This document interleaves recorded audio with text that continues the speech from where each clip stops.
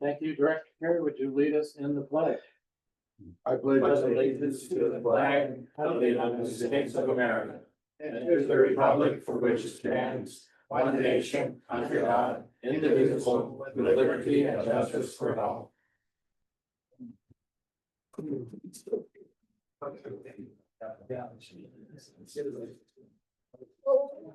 I'm going to call this meeting to order. Would the secretary please call the roll? President Esselman, Here. Director Carey, Here. Director Ewell, Here. Director Erpenbach, Here. Director Ellis, here, Director Graves. Here. Everyone being present, we have a quorum. The meeting is called to order. Next item, number 3 on the agenda is welcome to our guests. Please, if you would approach and identify yourself, and please spell your name when you do so for the secretary's benefit, so we can get it in the minutes spelled correctly. We'd appreciate that. So you could do that now. Come on up. Mike Mackey, MACKI. Welcome up. Ming Cabrera, 1414 Main Street. Thank you, Meg. Butch Bailey, 3243 Latin. Welcome, Butch. Yeah, your follower Whitworth Drive, VIERPHAI. I was speaking to you.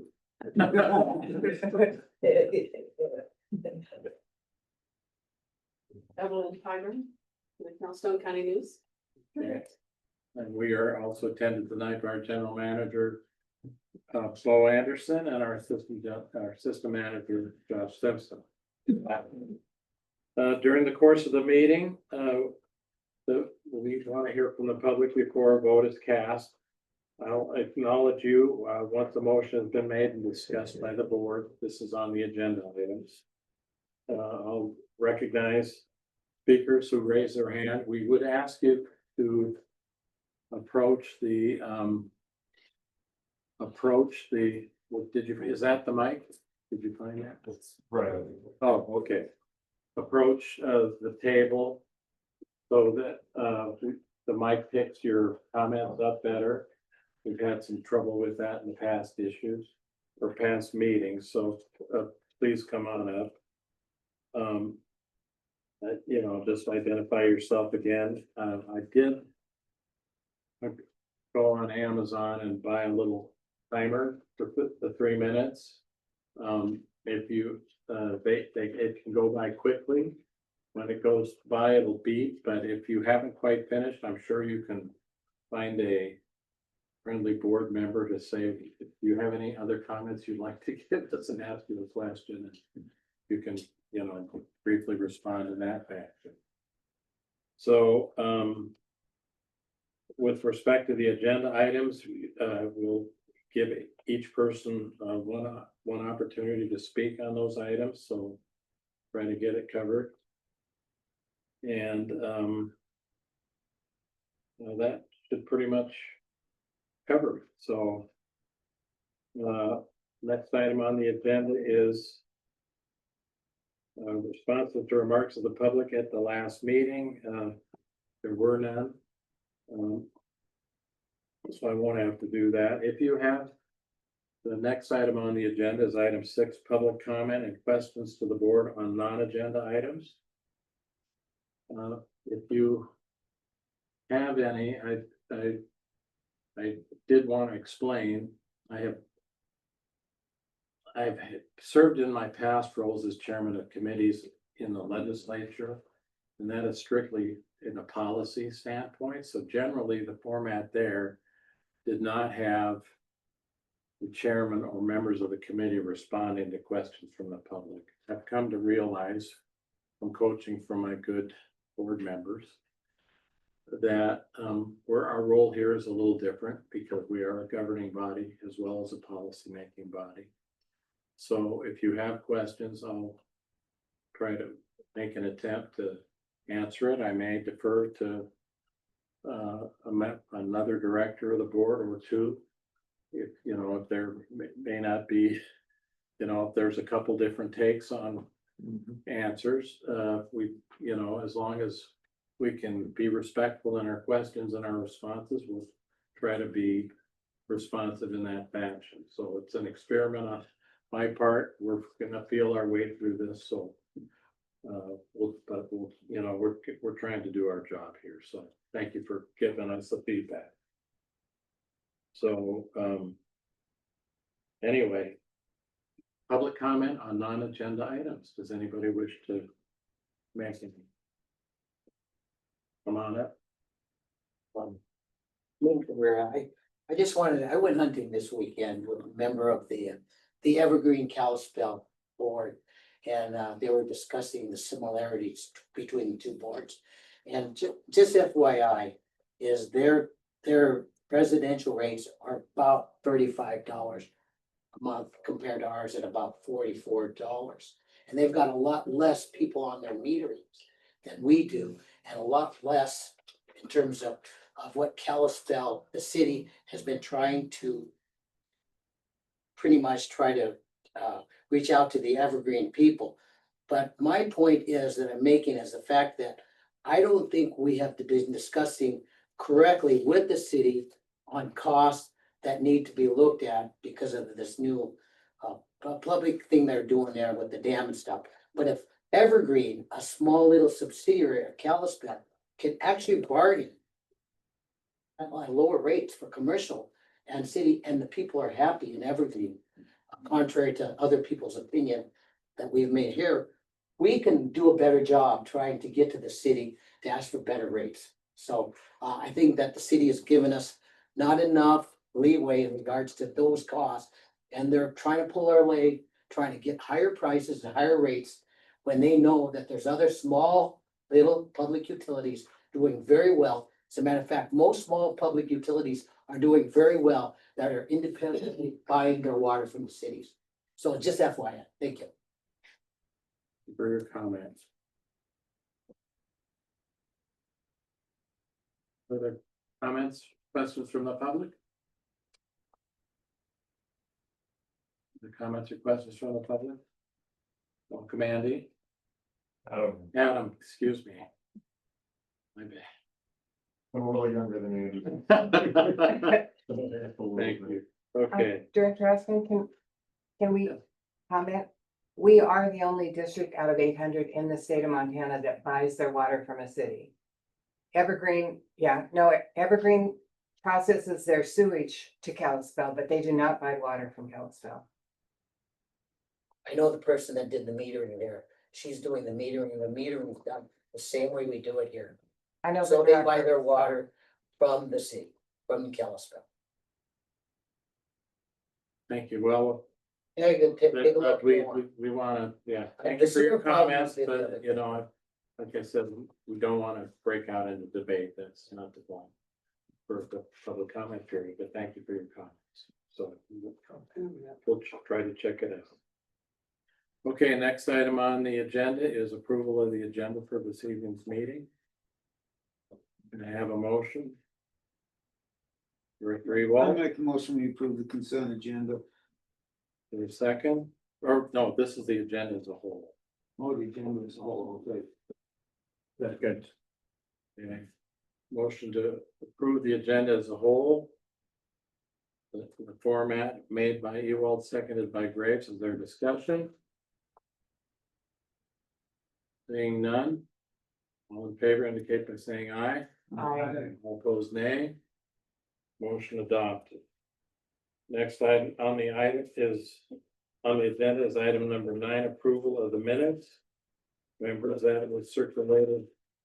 Both minutes of the regular meeting on September 17th and September 23rd were circulated in advance.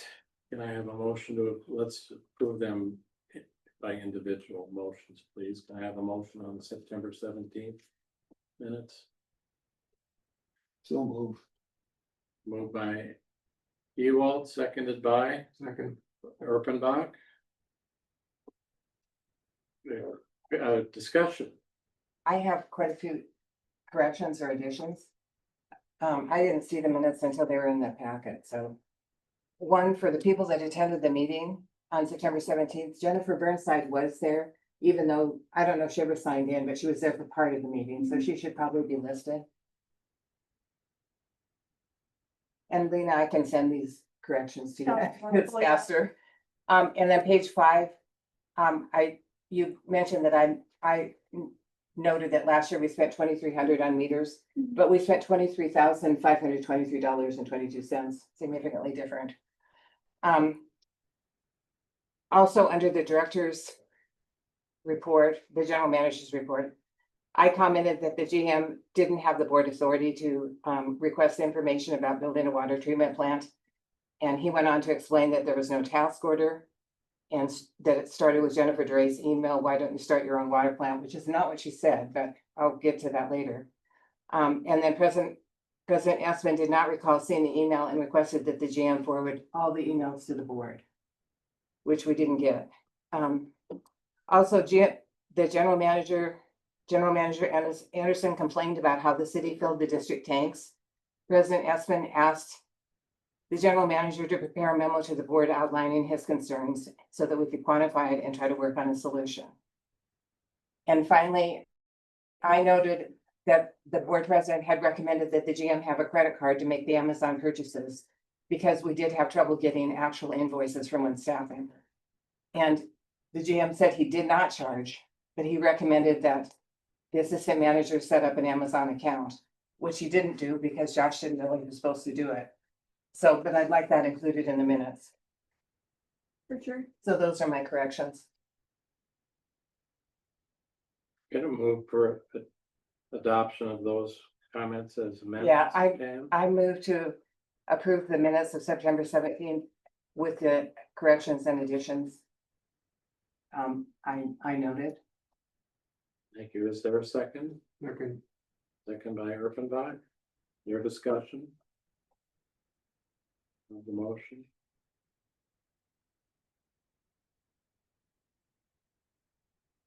Comments from the public?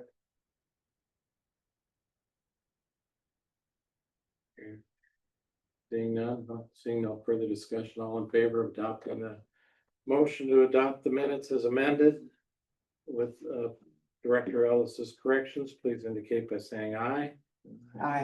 All those opposed, nay. Motion adopted.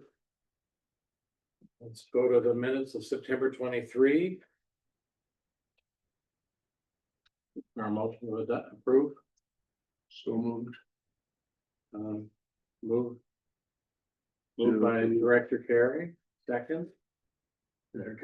Second by Director Gray. Is there this discussion? Director Ellis. Mine is not a correction, but in her minute, she said that Director Ellis questioned if detail was provided for the Raft Ellis bill of $16,000.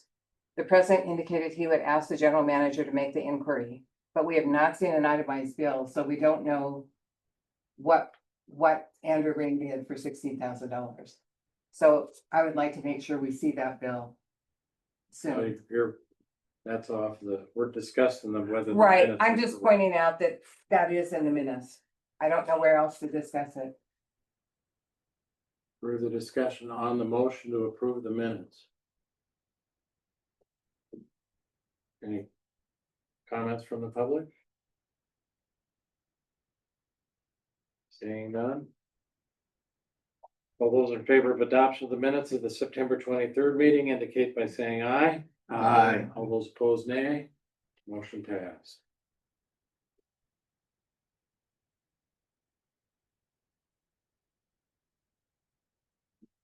Okay, next item is the consent agenda. Items 1 through 7. Are there any requests for separation? I would like to separate the CFO statement.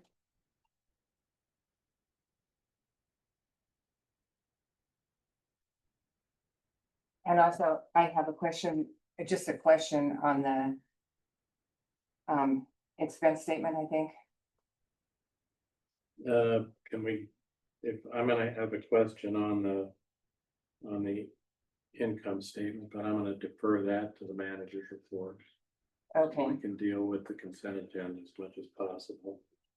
okay. If you wouldn't mind doing that, I'd appreciate it. Okay. So we have a separation. Can I have a motion then to approve items 1 through 7 excluding number 6 on the consent agenda? Director Ewald, I so move. is there a second? Well, Second by Erkenbach, is there discussion? well, you said you wanted to exclude the income statement, which is 3, right? I'm gonna ask a question about it in the county manager's report, right? So we're not, We we're don't not, need to exclude Okay. in order to ask questions. okay, so if I want to make a motion on the Steeple report, do I ask that in the manager's report or here? We'll take it up after we deal with the motion before us, which is to approve the rest of the balance of the consent agenda.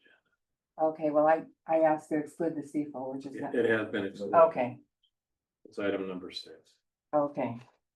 Further discussion? Seeing none, all those in favor of adopting the consent agenda with the exception of item 6, which we'll take up next, indicates by saying aye. Aye. All those opposed, nay. Motion passed. Okay, take up item 6, Steeple State. Director Ellis. I'm sorry, I placed my stuff on the wrong place. We have a CD that's coming due, the 24th of October for $250,000. I would like to make a motion that we transfer, that when that CD comes due, we transfer the 250,000 and the money in the cash reserve to STIP. That's our highest earning source. So the motion, I'll repeat it, so we can make sure Nina gets it correctly. The motion is to transfer the CD that is coming due on October 24th. Transfer those funds to the short-term investment pool operated by the state, as well as, And I used the wrong term, as well as the money that's in the cash sweep account. It's only earning 0.4%. As opposed to just STIP, which is earning over 4%. okay, so those two items, the CD maturing on October 24th and the funds in the cash sweep account. Okay, is there a second? Second. Motion by Ellis, seconded by Erpenbach. Discussion.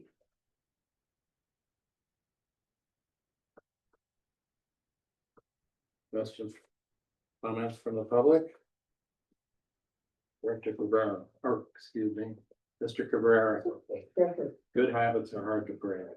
Thank you. Bad habits are hard to break as well. The one that I would caution you on, if you do this, is the cash reserve account, because that money, if we need it, it's gonna be swept into another CD we can't touch.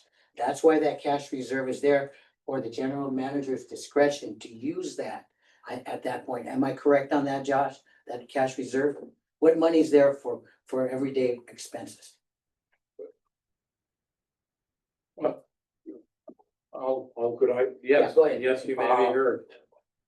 The advantage for the SEIP, the short term investment, is that we can pull it in and pull it out as we need the cash. And we have done that while we had that severe leak situation. So that's where we are very liquid. So the Steeple is more of a long-term investment CDs.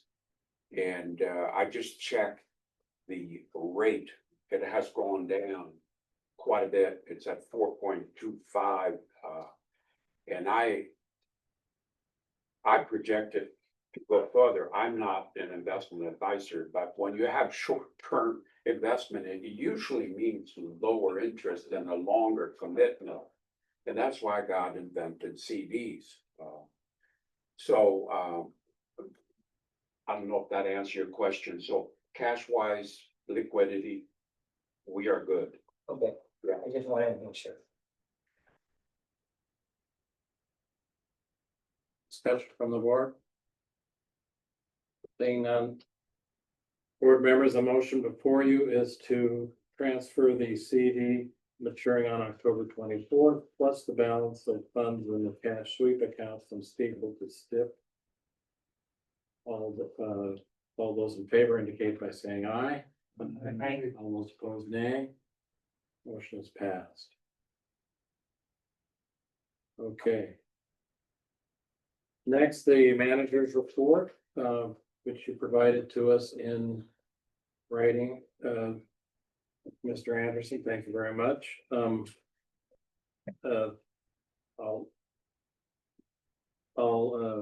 thank for questions from the board to him on that, and I guess if I may, with your permission, I'll ask my question. Mr. Anderson, on the where is it here?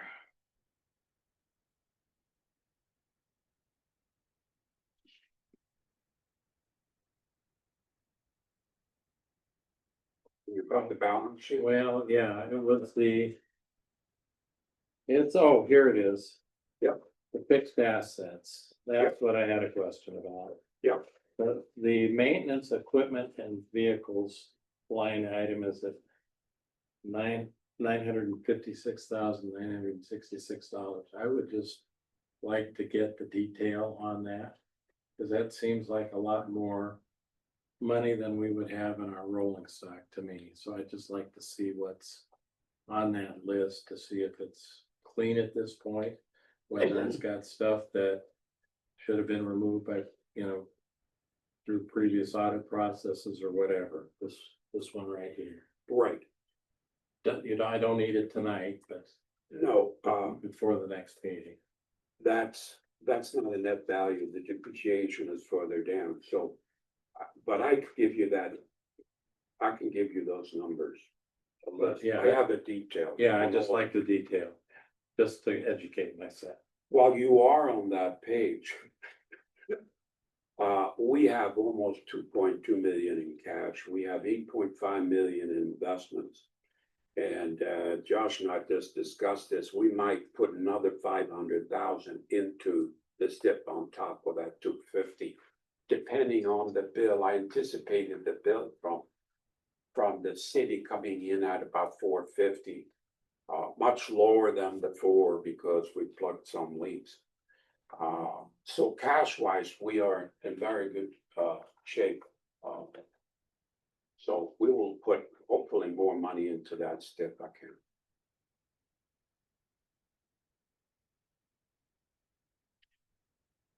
And you look at the current liability of 76,000 and current asset of 10 million. We're very liquid. Director Ellis. Well, my question is, I think it comes from the profit and loss statement. Last year for miscellaneous water revenue, we had $542. And this year we have 20,200 so far. What goes into miscellaneous water revenue? That was 500,000. So you said, Then, no, it's $542 last year. yeah, And this year we're at 20,200 in just by September. So July, August, in 3 months. So that's a huge difference. So what causes that difference? I mean, what goes into miscellaneous water revenue? System development fees, It's what? the system development fees, so when somebody comes in and they're hooking into water, so. The $2,500 or $5,000 or 3/4, depending on where they're, if it was a previously annexed or unannexed parcel. and those are not year to date, last. Oh, you're looking at the income statement or are you looking at? Well, I'm looking at September 24, we Yeah. had $542, and Yeah. this September 25, we have 20,200. That's just the month of September. Right, but 542 to 20,200 is pretty different. Right, And we but don't, I think what we had a number of hookups and it doesn't take too many of them to. And I think perhaps the payment come in, we are somewhat on a cash basis here, so. When the money comes in, we record it. No, I've got But I'd make a note and tell you who they were, if that's what. Well, it just would be. I still think the system development fee is illegal. It was not developed according to law. So I'm really uncomfortable charging this and I'm uncomfortable that we don't deal with it. But that's for another time. I've got a question, if I may. Yeah. Mr. Anderson, for Josh. With respect to those system development fees, those are typically paid when people are Hooking up commencing to, construction. hooking up to the water service. Is there anything in our policies that would prevent somebody who may be planning on developing perhaps next year or a year from coming in and paying that? Absolutely not. So they could come in, pay it now, make sure the service is brought into the property. Yep. To a So if they're- curb stop, preserve their ability to develop that lot. As is with water from the county office. Correct. Thank you for that clarification. Good information to know. Thank you. Okay, further questions from board to the general manager, Director Ellis? So, well, if I'm correct, when Interstate did the review of the fire hydrants, we're 58 fire hydrants short of what's legally required. Am I right? That- No. The 53, okay, Okay, we have them, they're installed, they're new. They're not yet on our grid, if you will, the The Atlas paper map. atlas. But not- okay, The atlas just hasn't been updated with the new as-built from various subdivisions projects. okay. That's So And they will be added. So this spring or summer or next year, we will also have those in our program. And we're talking about also possibly next year repaint them while we're doing this. So this year, we wanted to make sure, number one, they were whether it's supposed to be and they operated, and I think we were pleasantly surprised. Adam is sitting here, he did most of the work. And I think we were pleasantly surprised how many actually did work.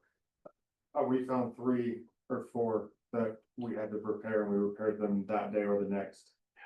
Just depending on what equipment we needed, what the fix was. So out of almost 800, that's amazing.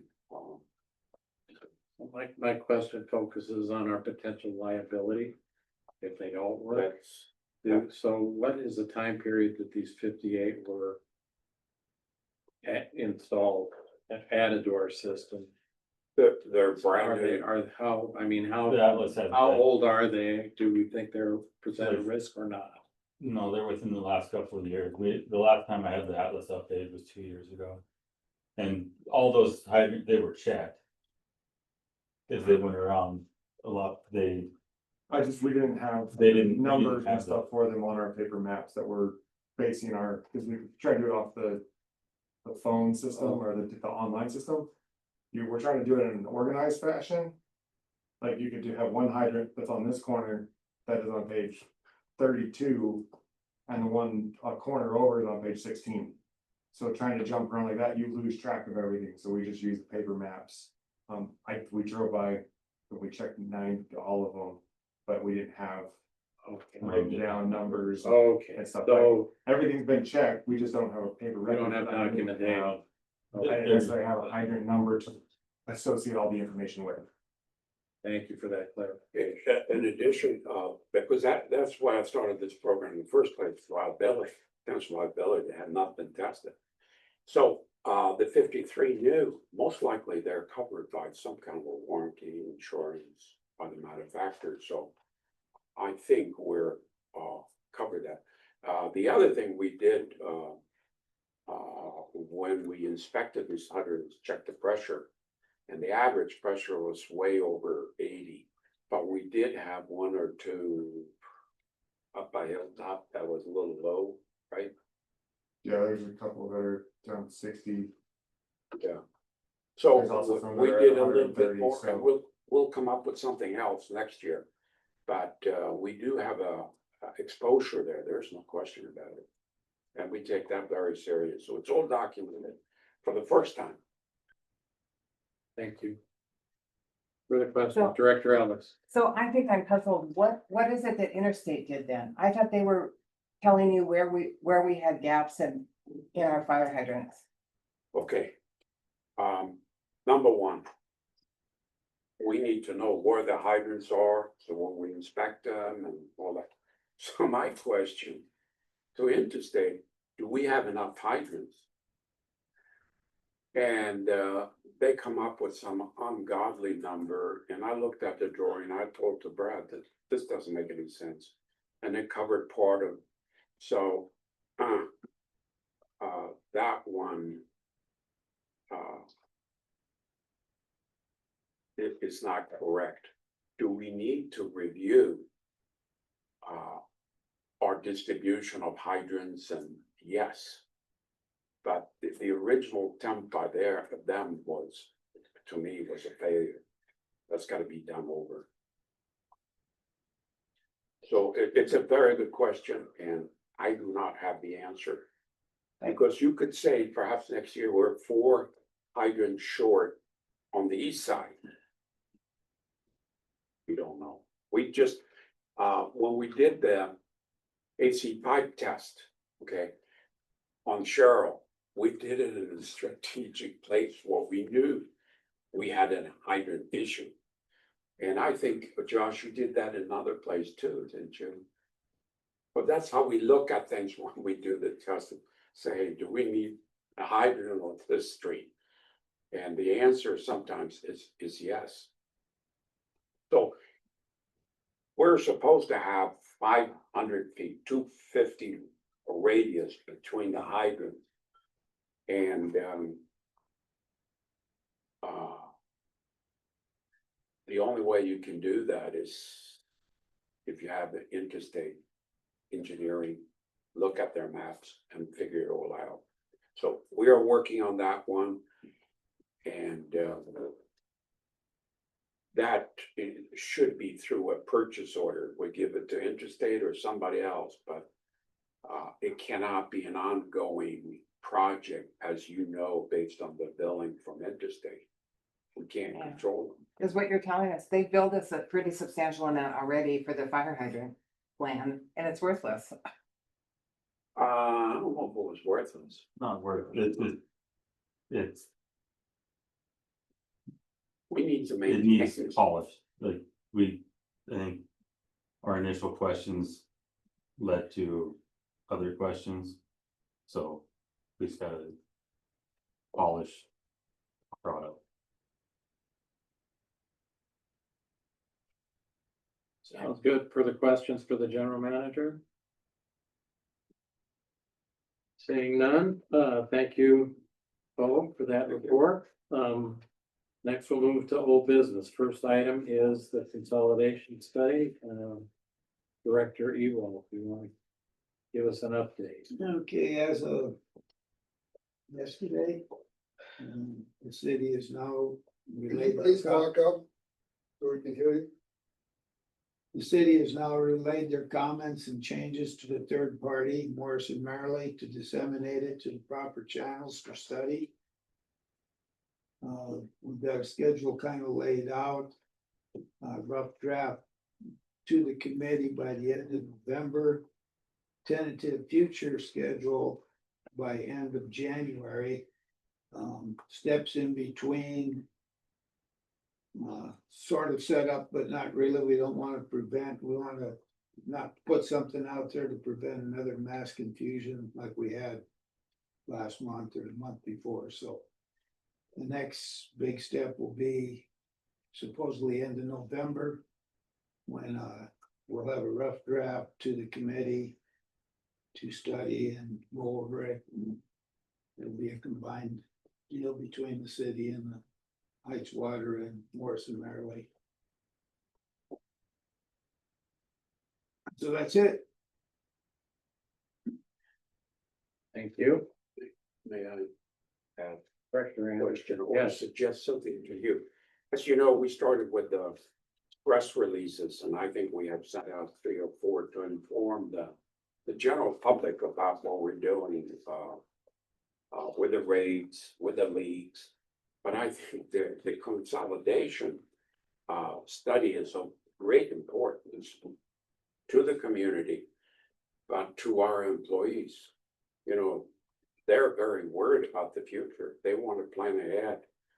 And I know there has been a lot of delays, but at least if we could draft a press release, not just for our employees, but for the community, that this is an ongoing project and we anticipate by year end, we know more and we'll inform you. Okay, so in life, there's 3 important things: communication, communication, communication, above all. And once people start getting things in their head about this and that, it's not so good. So that's not just our employees, but the community as a whole. Our Heights customer needs should know, I think, that there is efforts still ongoing, and we just don't know where it's going, but it is ongoing.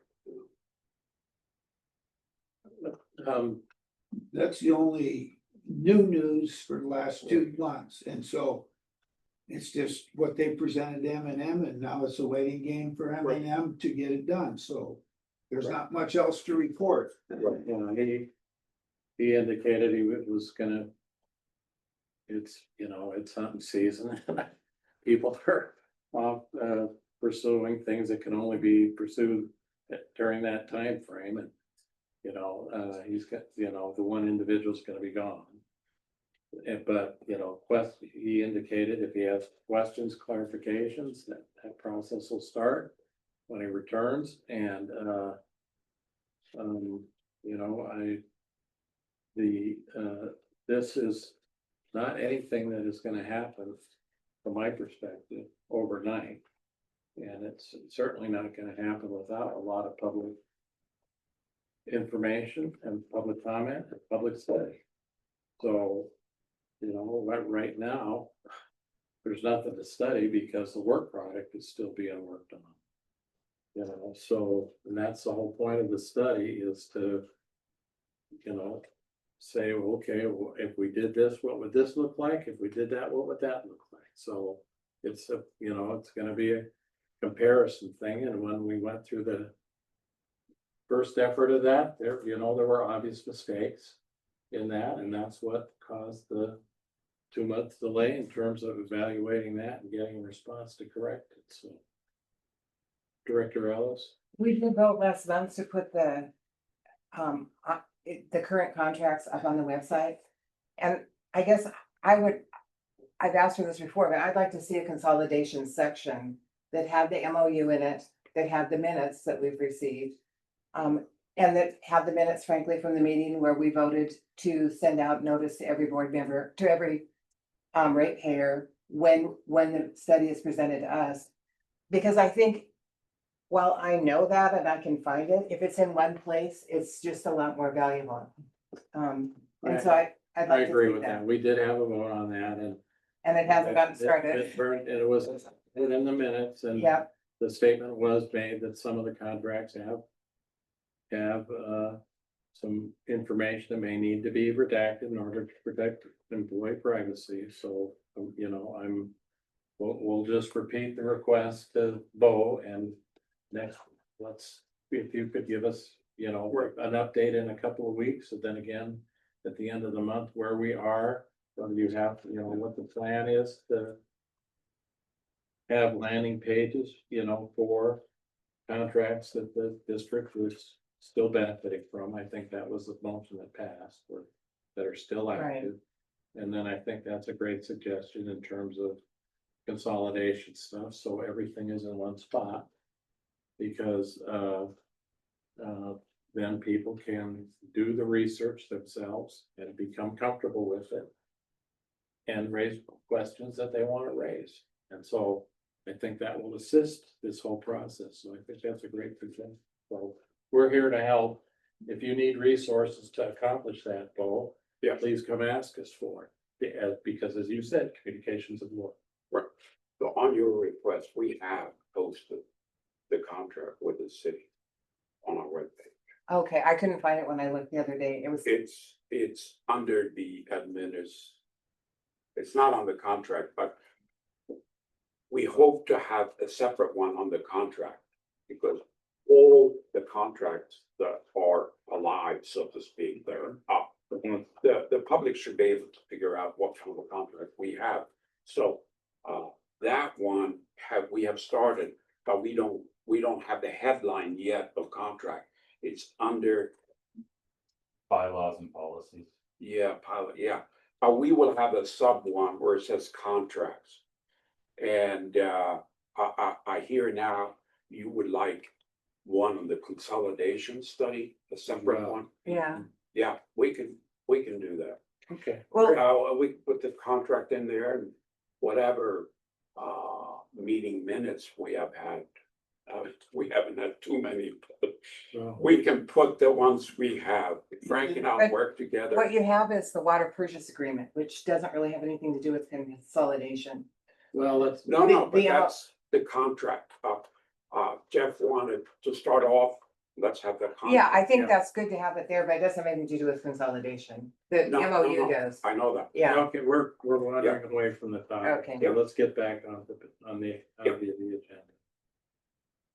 Okay, next item is a report from the preferred providers, Director Urbanbach. We have a comment. Oh, Public comment. On the consolidation, is there room for public Well, comment, Director? we're not taking any action on this. at I this just still point. have a comment. With the board's permission? yeah. Please. Thank you. You bet. As a former member of that committee that looked at the consolidation, this was supposed to be done way back in June of this year.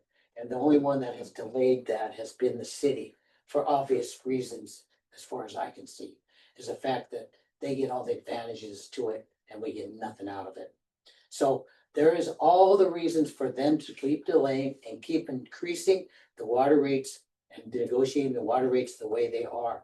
I think that they've got to light a fire under whoever that is there on that city because of the fact that Morrison Merrily is their engineering firm. And that the city is the one that's delaying this whole thing and we paid the bill. Now, they didn't have to pay anything. They put it under their general budget and didn't have to pay a darn thing. Came out of their whole budget. So there's a lot of lopsided things that are going on here that I can't quite put my finger on. But I'm gonna blame the city, especially the director of the water, for not doing what she's supposed to do to get this done 3 months ago. I'm sorry. Thank you. Thank you, Mang. I will correct you. We have the contract and that's the reason we want to have it on this website, so it's easily observable and readable. It does require that both sides contribute $100,000 to pay for the study. If the contract is administered as a single But I, source, please don't Right. interrupt. You had your 3 minutes and you're done now. The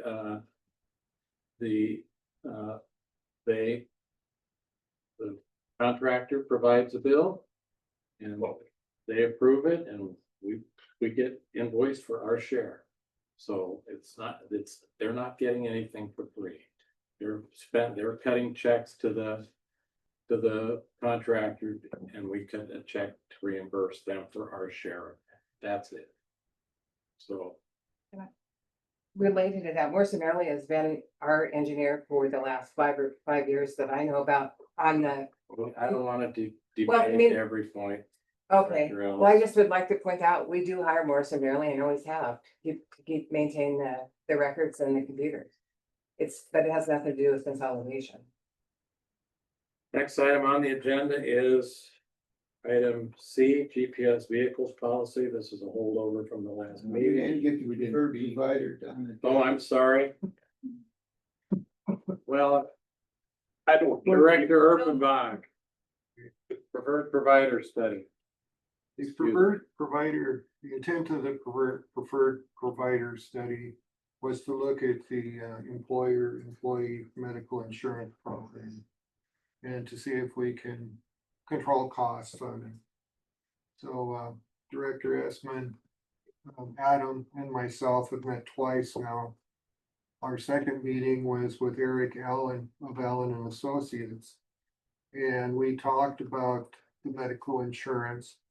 And he said there may be some other options available that we're gonna be looking at. And Adam gathered some information last week and got it back to the insurance company and. They're saying they've got some new information. It'll be available next week and we can meet with Eric. And so we'll have a third meeting with him and we're gonna look at the options and then evaluate them. And he thinks that there might be some other options to look at. Thank you. The thing that I. Attending that meeting with Mr. Allen, the shocking news was that he said that small group plans, which we are a small group. Have been coming in with premium increases of 16 to 20% over last year. So that's a big number. So we are working diligently.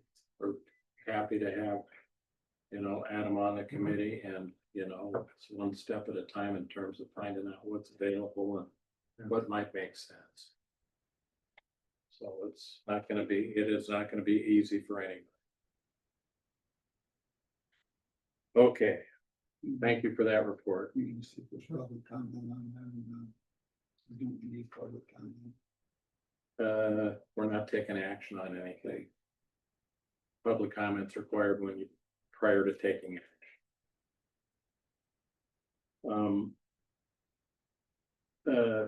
BPS vehicles policy.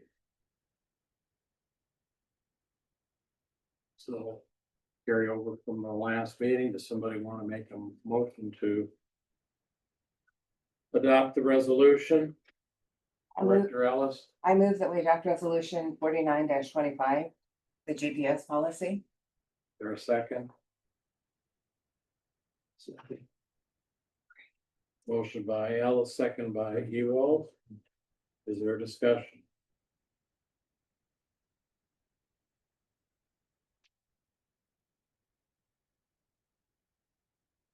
Mr. Anderson, for taking action. I promise we would always call on you for comment. You know, you wish to make. Well, we hopefully was on the committee, so we reviewed a number of different equipment. And this policy is pretty much straightforward. I just want to make sure that the policy supports that it's driven by operation rather than the board. Where you empower me to execute rather than the board execute the policy. And I think it's described in here. It's under data for privacy and retention. Yeah. Page 94. Yeah.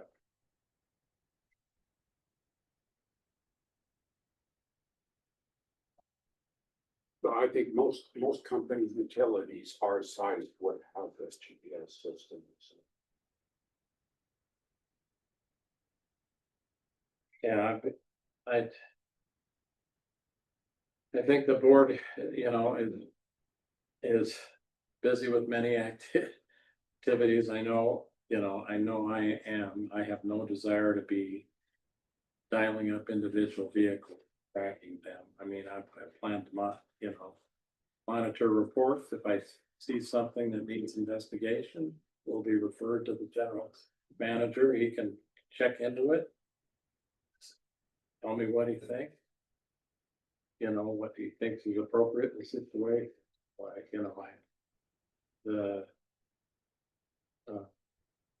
I do think it is important that the employees know and are aware of that. It is partially in response to a defense that's needed, in terms of our modern society, because we can be a target defender.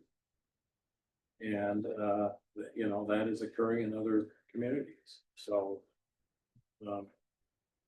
This is meant to help, protect them as well as the district, so. That's the intention. Director reports. Thank you, Mr. President. The only question I have on this is, it says, be it further resolved, in the safety supply will be hired at a cost not to exceed Oh, blank. And I think that blank should be filled in before this is signed. yes, thank you. And I like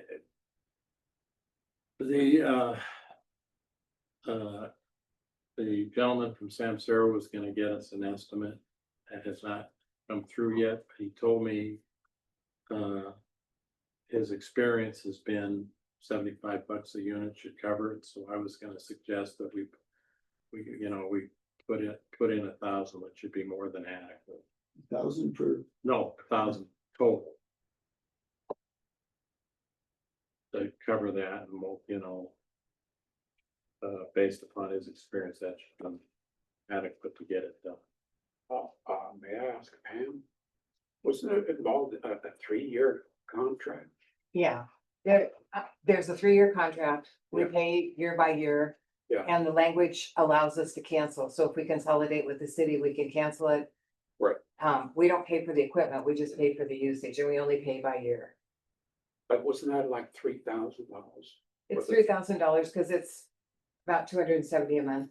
It's obviously less than I that. just want to make sure that we're covered based. Oh, on this amount is only for the This is just install. the install. That's only for the install. And the installation is, because we've already passed the resolution to adopt Samsara, so we've covered that. The installation, you just plug it in, so I mean, really, our staff is more than capable of doing that, but Right. Okay, Got it. with the consent of the, so I'd like to amend that motion if I can, to put $1,000 in that blank spot for all vehicles. Receive GPS units. does the person, is the director that made the motion wish to accept that? yes, I As do. a friendly amendment? Yeah. Okay. All in favor of the adoption of the amendment?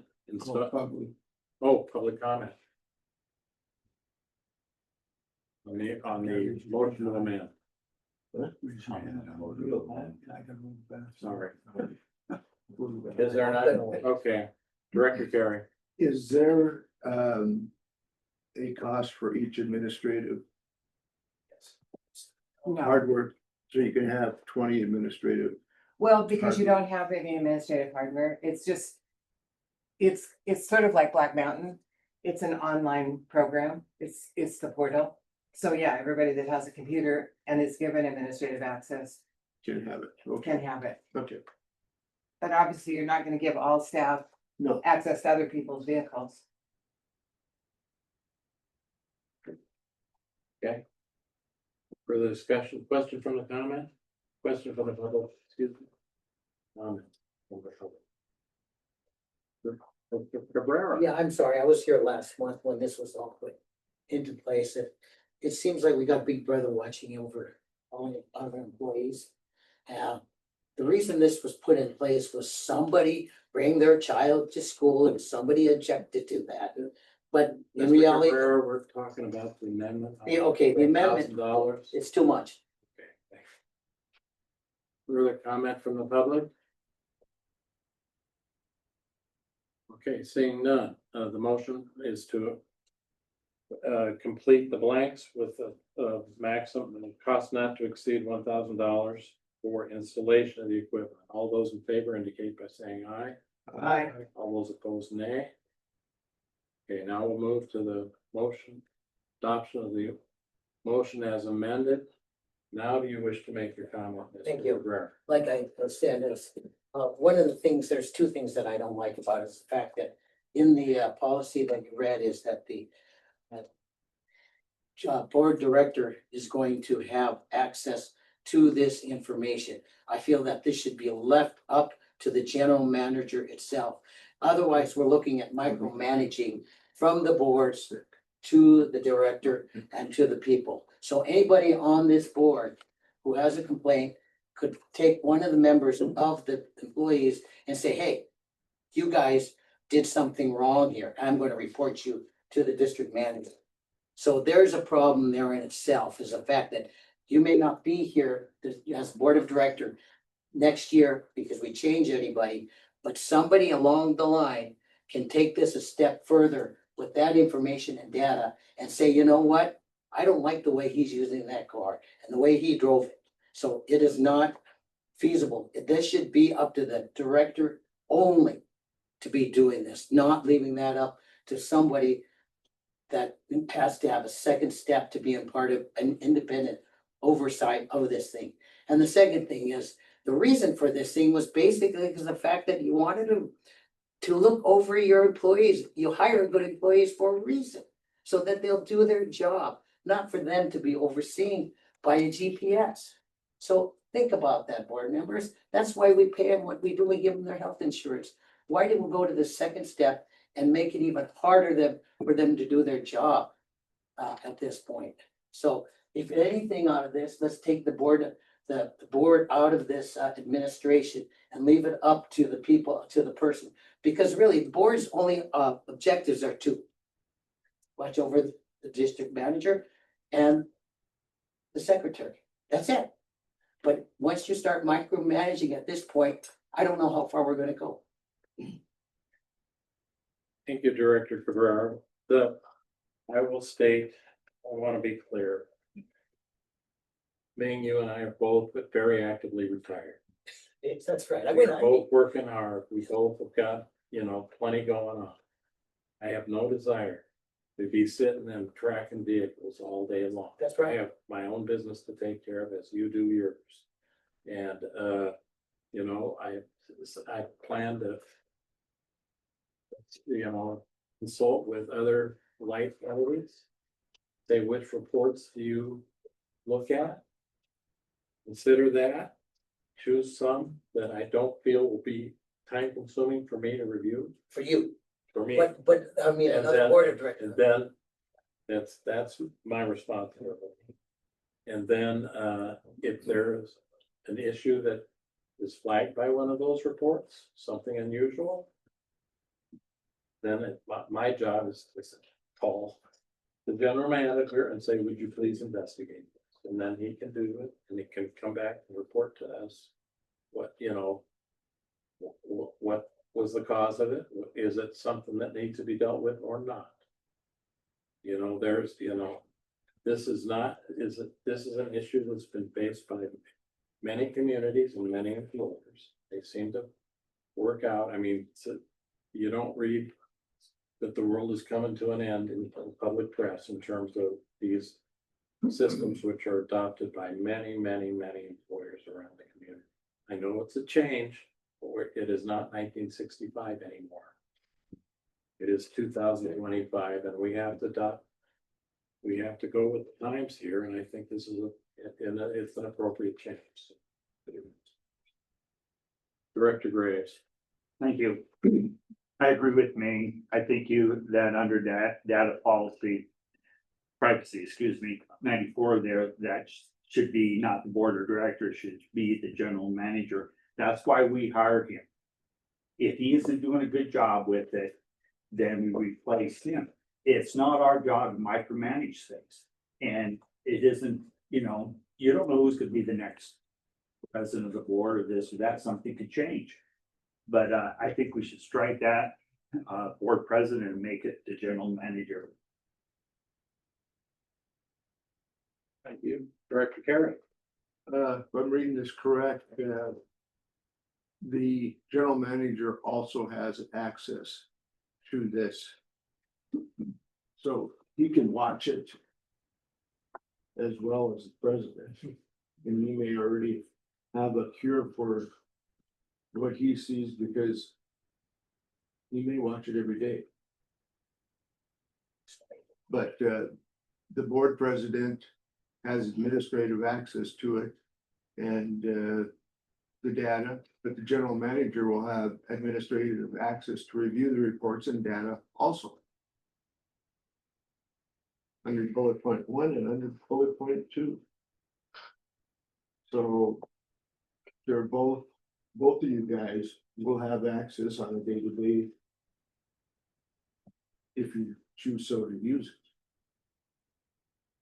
And that's in the policy, that's not in the resolution. I've got a question for you, Director Graves. Yes, sir. Would you be more comfortable if I from that bullet point 1 under data privacy on page 94? If I struck the words review or struck the words data and just limit the board president to reviewing reports?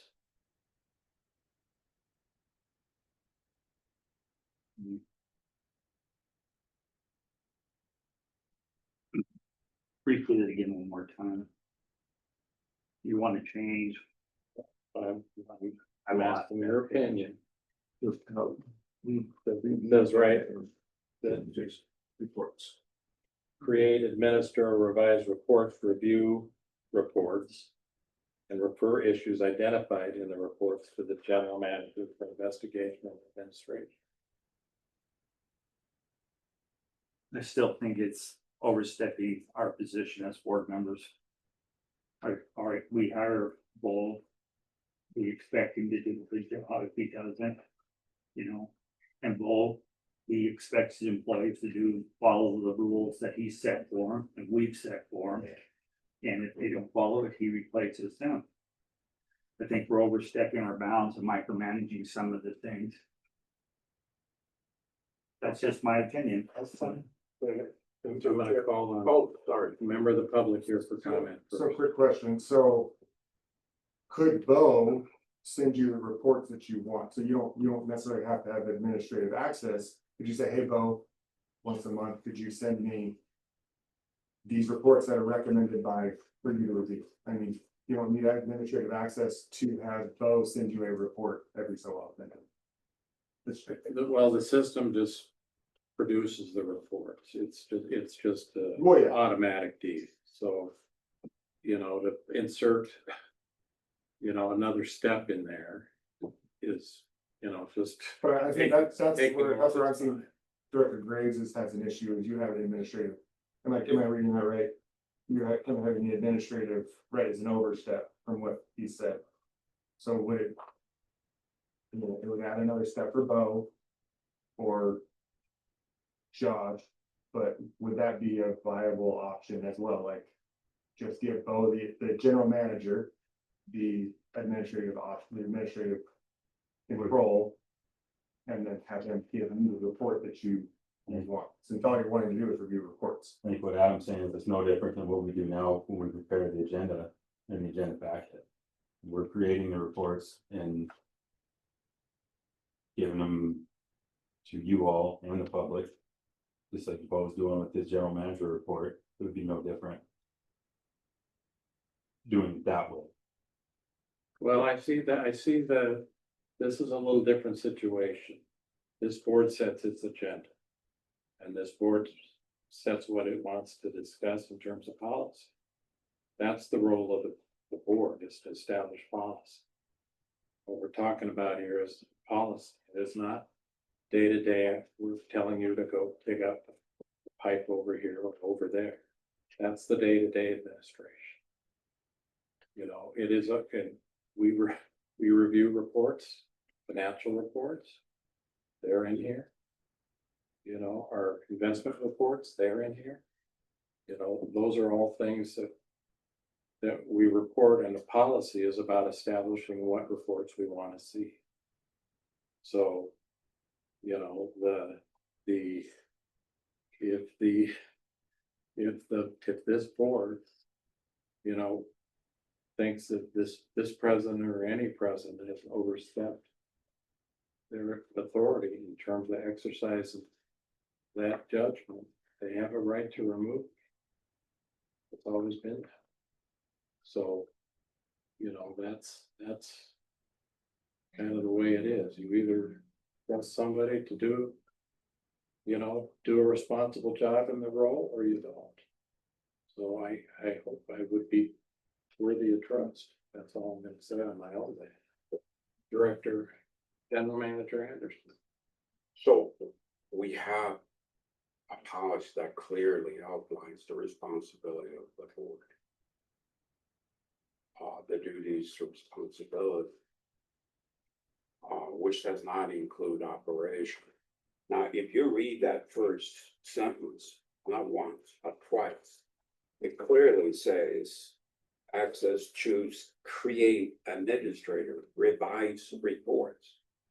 Revise operating report. So I totally agree with Dave and Ming. This is out of line, guys.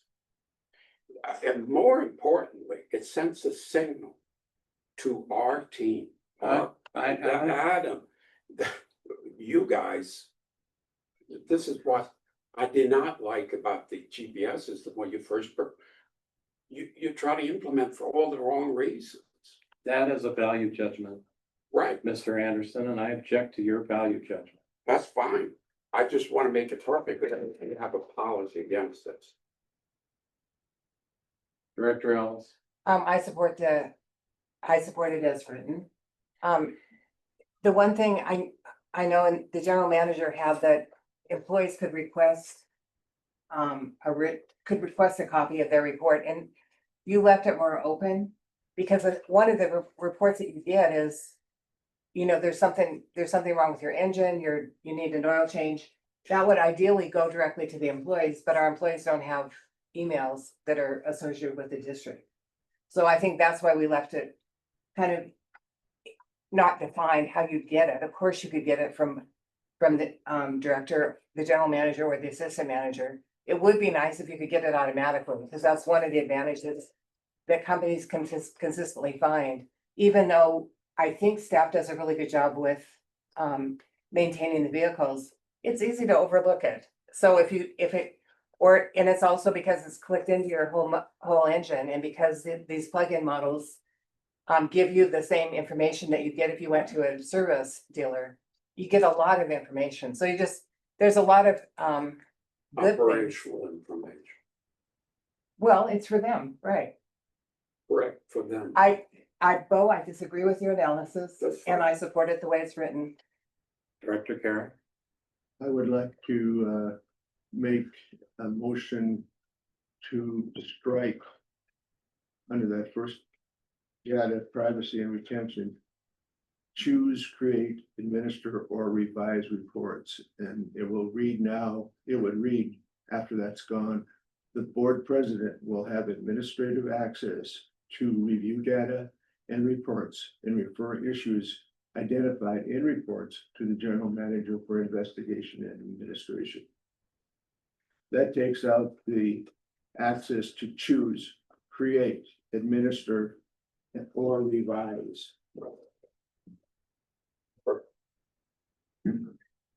is there a second? I'll second that. Okay. So the language to be struck. Director Gary, Choose, create, administer, or revise reports. I'm gonna start with access to choose engine.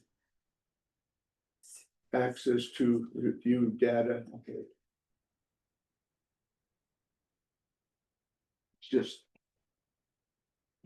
or six words is all that removes. so, but if the motion's been made and seconded, so we're open for discussion. My question is, if he doesn't choose reports that flag anything, what's this board gonna do? Or what am I gonna do? What are you gonna do? You still have access to review the data, and you should be able to see those areas. Then you want me to go in and drill down and do what some people are in certain counties, look at the vehicle paths around the community. That's what reviewing data is. I would much rather choose the report and get rid of the rest of the stuff. Well, the report you still review. It says review Right, data but yeah. and reports. Who's gonna choose the reports? That's my point. If he chooses none, then there's nothing for me to review. I believe I need, I would like to choose the reports. And then if there's a problem, he can demonstrate, come back here and say, Director Esmond has created a problem. But I believe, with my striking those, it still gives you access to review data and reports. So you could tell him, the general manager, him or her, you would like to have all reports on blah, blah, blah, blah, blah. And they would come to you, you know. All I'm asking is the term choose be put back in. Because I think that's just what you described. Okay, I can see that. I can see that. That would give you the choice. Right. And the, I did not like create, administer, or revise. That's, would you amend your? yes, I will amend my motion to drop the word choose. Are you okay with that, Director Ewald? Okay. Comment from the public, Mr. Viertel, please approach so the mic can pick you up. There's a component of this that strikes me as odd. And part of the reason why I say that, I'm listening and reflecting. I serve on a board here in the community for another organization. Very different, but similar in structure. You have a program manager of that organization. We meet with that individual at least on a quarterly basis. So with that said, what strikes me as odd here is it would seem to me that the general manager, in terms of monitoring the day-to-day operations, that's in his wheelhouse. And that is not what the board members are doing. In reviewing those reports, if something appears to be worthy of investigation or an anomaly, and on the board that I am currently on, this is what the protocol is, then the general manager brings that anomaly or that matter that was or needs to be investigated to the board's attention. But it's not like the chairman of our board is getting in there into the weeds separate from what the operations manager is doing. And to me, that, you know, whether that is nefarious or not, but for some, it's like, what, you don't trust each other, you don't work with each other, that it kind of gives a vibe that strikes me as unhealthy. And I don't know that it's necessary, because perhaps there is no nefarious intent, but it conveys that to me as an outsider. And you know, you're in this day and age with that kind of personal information, you're dealing with let's face it, you know, our personal information, there's enough of it at risk. But I don't know that employees are going to get a warm and fuzzy from knowing that not only does my boss or program manager have access to this, but I've got a board of 5, 7 people, and they change, and you have different personalities, and it kind of starts to get messy when I don't think it's necessary. Let the operations manager do his job, which is in part reporting to all of you and bringing things to your attention. I'll just leave it at that. Thank you. Director Ellis? One of the things I'd like to point out, one of the reasons we went with Samsara is because they have a lot of pre-written reports. They have they're a massive company. They have a whole arm that deals with government, and another arm that deals with businesses. So they have huge trucking companies. So I asked for a list of the reports that are available. It's 18 pages long. So you know, we can't have 18 pages we can't have 18 individual reports. You do have to choose. And the board, we did have a staff member who took a child to school and picked them up every day for a year. which the general manager told me after a meeting, he had no clue that that was going on.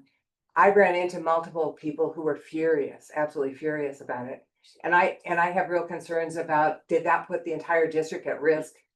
Because if he had hit a child or if he'd been in an accident, that could have put the district at risk from an insurance standpoint. So we do need to know what our insurance have covered us going forward. Because typically, the county doesn't allow anybody else in a district vehicle. So we just haven't had any oversight. The city has GPS vehicles, the county does, small businesses do. It's just a normal thing. Now, the ability to revise, the reports can be revised, but it wouldn't be like, okay, the president got Adam's driving record and changed it. No, he couldn't change the data, but he could say, okay, I don't really need to see, we can drop this stuff off. That's what the revision is, that you may not want you certainly don't want 18 pages of individual reports all the time on every vehicle. So you do have to select, and the board is responsible. The board not only does policy, but we are responsible for the finances. And the vehicles are an incredibly expensive part of our operation, and we haven't had any oversight or management. So this is an attempt to really do what every other government in Montana is doing. Director Graves. I don't want to get into debate, but that has nothing to do with what we're talking about. We're deciding on page 94 here, who's going to be in charge of the reports. And I think the general manager should be in charge of the reports, and I don't want to be micromanaging things anymore. And the rest of that data, that's not what we're talking about. Please keep it. Thank you. Seeing no further discussion, the motion before the board is to amend the first bullet point on data privacy and retention, so it will read as follows. The board president will have administrative access to choose reports, review data and reports, and refer issues identified in reports to the general manager for investigation and administration. You put that first reports in there and that shouldn't be in there. So it should be choose. Review data and reports. Okay, Not trust. so noted. Thank you. All those in favor of the motion indicate by saying aye. Aye. All those opposed, nay. Nay. Well, let's go to a roll call vote, because I'm not sure how the vote came. Let's see. Yeah, so along that over. Director Ellis, No, Director Urbanbach, No, Director Ewald, Yep. Director Graves, Abstain. you Rick. can't. You can't abstain, Director Graves, please. No. Director Carey, yes, Director Smith. Yes, Time. Fails on fails that. on a tie. So we go back to the original motion. I call a question on it. And You've been at it long enough. I agree, so let's. So now we gotta have a vote on the question. Gotta be 75%, right? Correct. All those in favor of cutting off debate and moving to a final vote indicate by saying aye. Aye. All those opposed, nay. Motion call the question passes. Please call the roll on the draft policy as unamended at this point. Director Ellis, Yes. Director Urbanbach, yes, Director Ewald, Yes. Director Graves, No. Director Carey, yes. Director Smith. Yes. Motion passes 5-1. Director Anderson, you have my commitment if this implementation of this policy creates operational goes in, interferes, you can bring those issues to the board and we'll review the policy. But as I said before, I do not have a big issue. I think our team of employees. This is another item where they might disagree with the board. I can deal with that, but what I'm telling you, black and white and clear, that this will not help in your relationship with our team. Okay, I just want to be perfectly Their clear, guys. relationship with. I have the warned you, I have warned you. Will be assisted if you assist this board in implementing it in a fair and responsible fashion.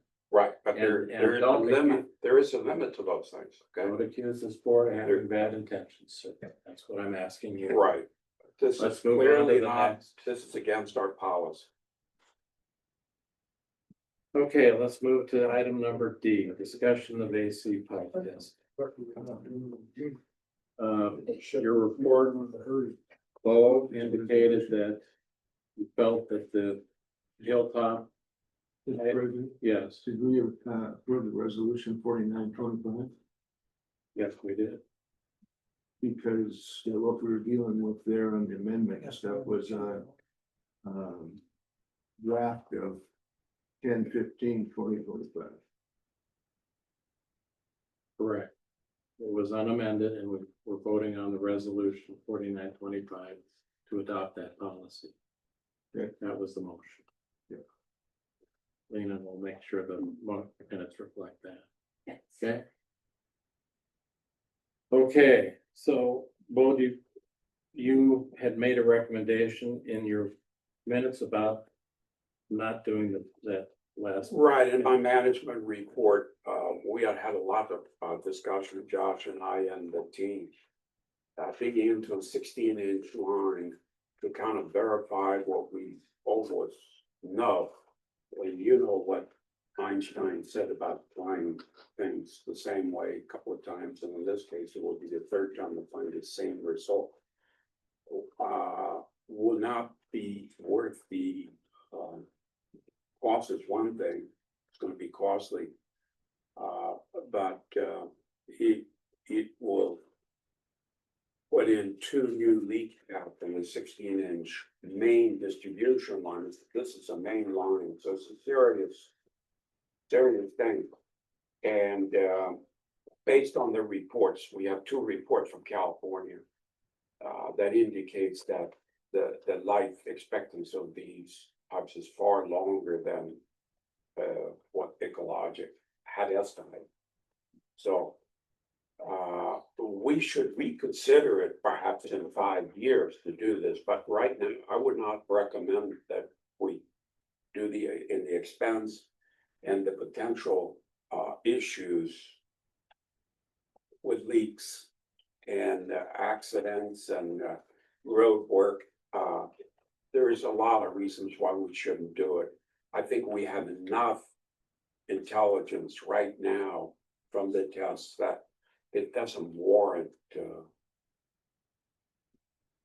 another sample. Thank you. Director Ewald. Mr. Manager, you already got the results back from Wix, that when we dug up on Wix from JDH in California. Yeah, you did good. Did you send that to Ecologic, because that was the black screen form, and did you send them that report so that they could see that we actually dug it up and this is what we found? I don't think we sent it to it, but what I sent to you and the board copies of the report side by side, Yeah, and it was ridiculous. There was kind of paste and I would just like to know what Ecologic would say, being they had a black screen on that test, didn't they, that they never saw before? And you could send them that report showing that we did. I think it would be helpful to them. Yeah, They might learn yeah, something from it. absolutely. Further questions for the general manager? Director Well, Ewald? I just have a related question. I know that one of the things that's holding up a consolidation consideration from the city is that they're worried about the cost of consolidating with the district and replacing the AC pipes that cost 185 million. And I thought that Hilltop was one of the areas that they had a concern of. So are we gonna run into problems with the city blocking if we don't get that sample, since we originally said we were gonna do that. You know, I'll just give you my impression, you know, if you took an AI approach to our leak records, I think it's gonna highlight a different type of greater concern than our AC pipes. There are a lot of miles of them, but most of them are in stable ground that's undisturbed, and as long as it's undisturbed, they'll be fine. You know, and we've got a couple of samples now, and you know, every time we pull up some AC pipe, we can continue the testing, and I assume that Bo and Josh will continue to do that. To build a database in terms of the pipe integrity. As the first test pointed out, the smaller pipes tend to be a greater problem because they're smaller diameter, their walls are also thinner. So the bigger pipes tend to be stronger because they are thicker and less subject to break. So it's, you know, it's just engineering logic. It's a question of getting everybody comfortable with that logic and continuing to build a database. As there's lots of concerns by people in this room, people on the board, people on the city council, with a lot of questions. So this is not going to be an easy process. So, you know, it's going to take some time. So have we given those reports to the consolidation committee, to the city? And I have been providing them to Debbie Mailing and Jennifer Gray. Okay. Thank you for the question. Okay, Bo, do you want to give us a report on item E? Where we are with the rate increase? Well, we have just concluded the contract with Ref Tillis and Andrew to proceed with the work. And it's a very detailed contract that took a couple of weeks to generate. But we do have an approach that will be articulated and put in writing for the board. Right now, I think it's very, very general, but it will get really specific within the next week or so. So board members, just and members of the public, be aware that they're supposed to develop their report and their recommendations and provide those specifics to us in 15 to 20 days under the terms of the contract that was executed. So I'll post, you know, we'll post a meeting, we'll try to figure out what'll work.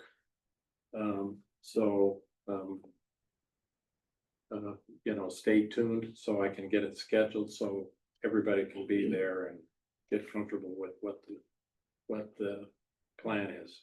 Okay? So the contract, will you send a copy of the contract to the board and post that online, since? It's now an effective contract and would be followed under that policy. So, Okay. yeah, you bet. It was, yeah, there was some back and forth between the lawyers. We got it to a point where I felt it complied with your intent in the resolution. Okay. It's been signed. Okay, second meter city connection. Who wants to discuss that? That's whole business. Well, you. Well, Oh, yeah, it was in your report. So- yeah, it was in the report and they provided the hydraulic. I think Frank had some question about the three scenarios. And within each scenario, there's three scenarios, A, B, and C. So looking at that report, I'm sure you got a little confused about those charts. But those are what the hydraulics would look like under those different scenarios, the three specific ones. And if in Furnace, St. Andrews was running. So it get a little technical, and that's why God invented staff. They can sort this out for you, and we did, and you asked for more information, which you got. So staff and I'm part of staff, we still recommend scenario one. It's the most cost effective, and it's the requirement DEQ wants us to adhere to for the next 20 years. If we go to 50 years or 21, most likely it will cost a little bit more.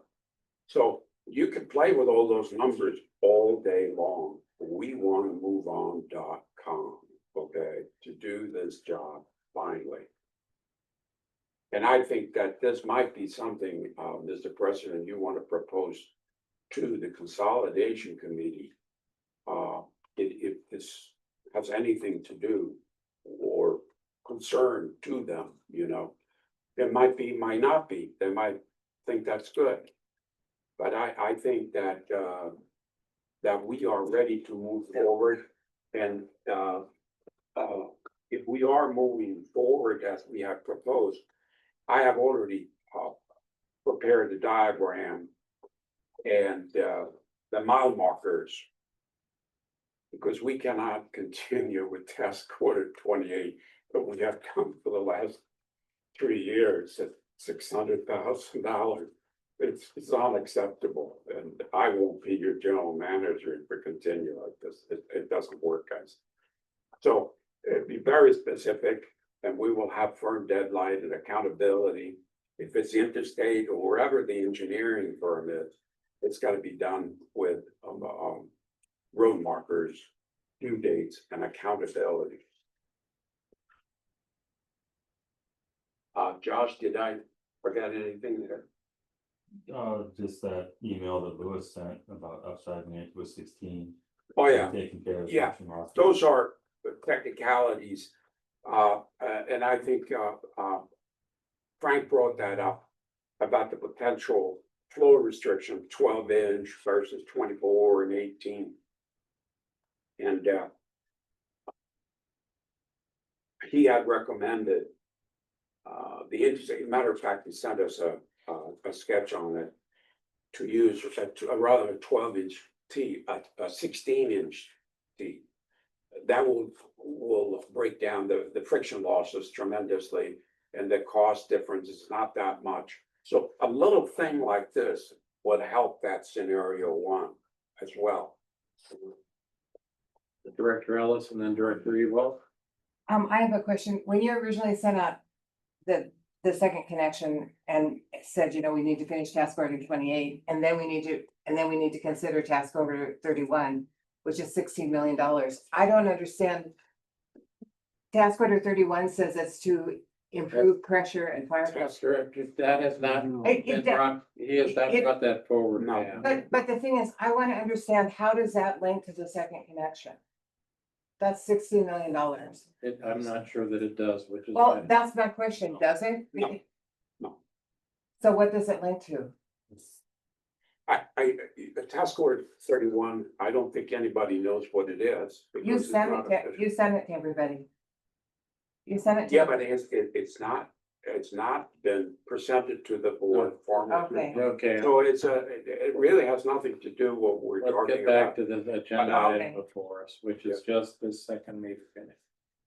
Director Evo. Okay, I got several comments and questions. My first question is, what size of main is in Burness Avenue or in Burness Lane? Isn't that an 8-inch? That's an 8-inch going down there. So you're gonna go from a 12-inch to a 16 through the vault to an 8-inch. That's what Lewis sent you. No, okay, so you go with a 12-inch to a 12-inch to an 8-inch. No, not That's, an 8. that's what it's showing, and on page 51 of their graph, Yes. it's got, Is it furnace an 8 or a 12 is a question? it's an It's an 8. Yeah, So scenario one, it says viable, no, That's, that means it's not workable. no, but if you look at it, it's that's where Bo was saying. You have A and B and C. On this matrix, so you have the three different connection points. One is Yeah, I straight across, understand the three connection points, Right, and then so they got this- these other deals, but nothing changes on them when you look at the graphs. and that's where you gotta look at this down here. In 20 years, with St. Andrews off and the Inverness pressure zone inactive, which would be that small pressure Yeah. zone 6 or whatever. Then no, it falls below. But if you have the same connection in 20 years with St. Andrews on and inactive, it holds the pressures to the minimum pressure. Okay, Same thing so all the way across. one of the problems we're having with our water mains right now in the Heights is they were all put in too small. Right. Okay, so why would we go too small if we're doing this, when we get something probably for not too much more money and hook to their 24 and hook into Glen Eagles, it's a 12 inch, it also, you could put a T that would go right into Wicks Lane 12 inch also. And I've already done that, and there's 15 feet back of sidewalk to back of curb is public access right of way that we could put the vault on, we wouldn't have to buy land. That's also probably chock full of telecommunications. We'll go out to the street and out the pipes and just put the vault in, you can put the vault back farther. And then you got a 24 inch line, you can take it down to the 16, take it down to the 20. Put it in the vault, take it out to your T where you hook up to the 20, to the 12 inch, and now if you ever have to increase those 12 inches. Because it's not adequate down there in Vernon, we've already got that all done to that T in Glen Eagles. And I know, Lewis says that with that 16, if, he said, he made a comment, he doesn't know what Heights Water has got for their hydraulics through the whole system or whatever, but I talked to him today and I says, if you hooked into that 24, now you get all kinds of volume. He goes, yeah. So it'd be similar to coming on the Northwest Pipeline, hooking into the north end of Glen Eagles with the 24, only we're hooking into the south end of 24 with the, or Glen Eagles with the 24. And if we can put the vault in that public right of way, we don't have to worry about purchasing land, getting an easement.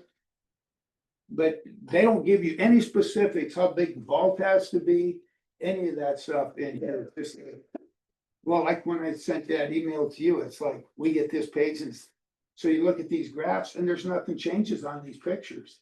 There's some stuff changes in the wording, but not The little numbers change here and there. not very much. They pretty much stay the same. It's pretty confusing for a And that's, engineer Right, report. but that's why, That's kind of that's the why point, you have so. staff, that's why we have an Yeah. issue. The way you talk, Frank, okay, I don't think too many people follow your lingo here, okay? About the bolts and the pipe, and half of that, what you're saying makes perfect sense. Okay, we have worked very closely with Interstate Engineering for a few months, discussing all these various scenarios. And we propose scenario one. You say, make it bigger, last longer, more water, more flow. But we don't have to do that. We don't have to do that. Okay, but we didn't have to do that when we buried that 6 inch in the pipe all over, and now we're trying to dig them up to put 8 inch in, so. But Frank, you gotta have a goal in life. Okay? I know. You have to set a goal. How do we get there?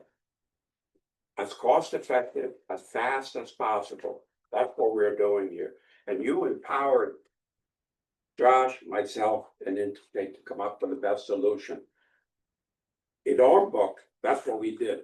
Now, if you wanna reset the goal and shoot for something beyond what we already have, you need to talk to your fellow board member to go for that. But right now, we wanna go forward and we wanna implement scenario one as outlined. And we won't like to go to the design phase, let it out for a bit and move on, okay? Very important move. Frank, we might be half wrong. I'm not saying we're dead on or the best, or you and I, 20 years from now, you and I sit here, probably not. Said, Bo, I was right, you remember? You know, Okay, let's do the 12 inch, just like Interstate bid or drew it up and not even worry about what Lewis said either. No, I mean, it doesn't make any sense. Lewis is fully involved. I emailed Lewis yesterday about this. He has been fully involved every step. Okay, I think we've had enough discussion wandering in the weeds. I'd like somebody to make a motion to try to, you know, get some resolution, either that or we come back next month and talk about it some more, so. How about a motion for Director Carey for a 16-inch? Mr. Chair, I would move that we move forward with scenario 1 with 16-inch tie-ins. Is there a second? Second. Motion to take scenario 1, upsizing the pipe at a small additional cost to 16 inches. Made by Director Carey, seconded by Director Urbanbach. Maybe do we need to push forward and have it put out for bids? No, because they've We- got, they gotta, that's 3 or 4 steps down the road yet. That would be late. They gotta work it out with the city, they gotta work it out with DEQ, there's a bunch of steps, so we're well away from that. Yeah. Is there discussion? Comment from the public?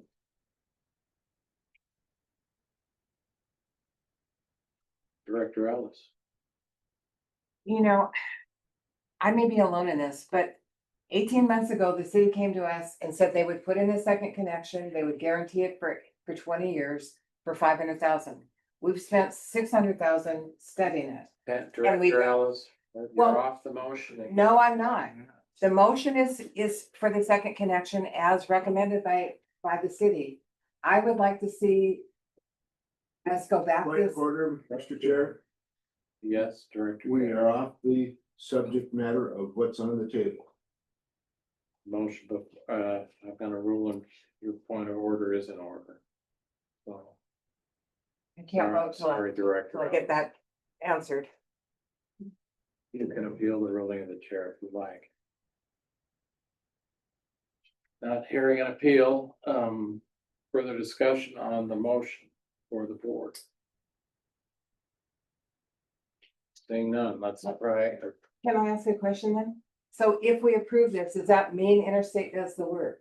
That we're authorizing Interstate to go forward with yet more? Yes, it does. Okay, Okay.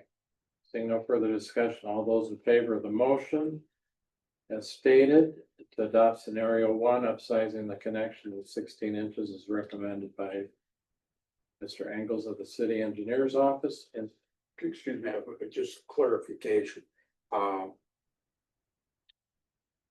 Upsizing, what Lewis is saying is that the Ts be upsized to 16-inch to reduce the friction loss. correct. Okay, good. And the I just height want, to connect it. There's no Going fence. invisible. Going. Yeah, it's only a few feet. Exactly, We're clear. well, I just want to make sure, because this required design change, but That's. There could be further refinements down the road, but this is a Right. start. Director Evo. So this is gonna hook into the 8 inch. on Inverness. okay. Are you referring to Lewis sketch that he emailed? Because he had it go into the data, correct? Yeah, Yeah. you had it going right out. Into this. Not into the pump station. Back into Wiz. Yeah. They're only- Yeah, Yeah, but he had it. Goes right into the Inverness. furnace, right out there in front, Right, it goes back. and that's 8 inch. which goes both ways, north down Inverness and south back to Wicks, which is a 12. That 8 inch isn't gonna cut the flow down any. Okay.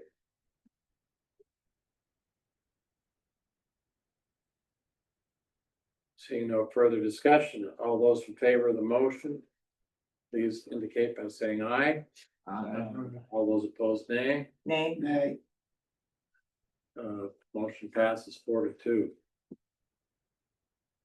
So, get going and we'll look forward to getting a new report. Mr. General Manager, next item on the agenda, consideration of the interstate engineering invoices. What's your pleasure, directors? Do you have a recommendation, Mr. Anderson? Well, ahead of this meeting, Josh and I met with Brad to review all the invoices that you have put a hold on. And we announced that meeting with probably 4 or 5 days notice and sent him the invoices, giving him an opportunity to review them and see if there was any voluntary changes. There was a couple of those invoices that we already had revised, and he had reduced some charges. And there were a few that I felt was questionable. And that's why I mentioned in my general manager report that I feel that Almost Interstate is taking advantage of the disarray of engineering work and the continuation, hydrants and this and that. Anyway, to make a long story short, I made a recommendation of 4 or 5 different things where all invoices have to refer to a task order. They have to be related to some work. And it's going to be a monthly billing. And they cannot bill retroactive for work that's done back in April. I don't care what it was, we're not going to pay for it. And also that we will, and I mentioned this to you,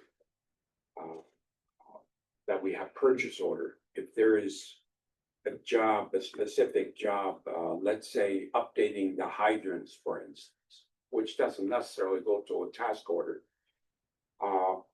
And if that is $7,000 or less, Josh and I can issue that. We'll both sign the purchase order. Anything more than that, it has to become to the board to become a task order. But we need some flexibility to have some engineering work. We can't just run through the small little things, you know. I'm looking for a recommendation. You want these Okay. paid or not? These, under the circumstances, I would recommend you pay them under protest. It's not gonna make it cheaper, but unfortunately, these invoices are old.